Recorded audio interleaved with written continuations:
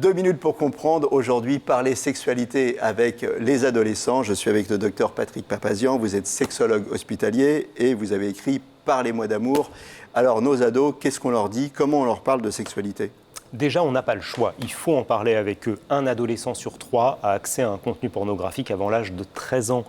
Et il risque de construire sa sexualité sur des représentations liées à la performance, à des chiffres qu'il dépasse complètement ou à des durées qui vont lui mettre des complexes. Du coup, il faut faire passer des messages à nos ados. 3 types de messages selon moi.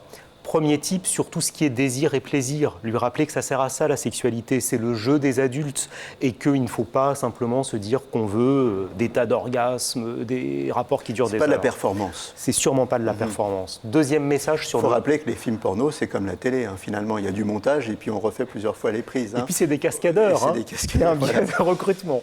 Donc on ne se compare pas à eux. Surtout pas. Voilà. Deuxième message sur le consentement.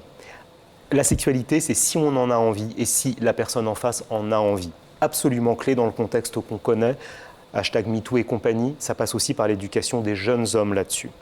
Troisième message, c'est sur les infections sexuellement transmissibles et le risque de grossesse. On évite d'en faire des tonnes parce que si c'est pour parler de choses effrayantes, on risque de les bloquer un peu. Mais on leur dit qu'ils peuvent attraper des maladies, qu'il faut se protéger, entre autres par le préservatif, et que oui, on peut tomber enceinte au premier rapport sexuel. Oui. Et qui parle sexualité? Alors, c'est le père qui parle à son fils, c'est la mère qui parle à sa fille, ou c'est croisé? Comment ça se passe? C'est ce que vous décrivez dans la plupart des familles.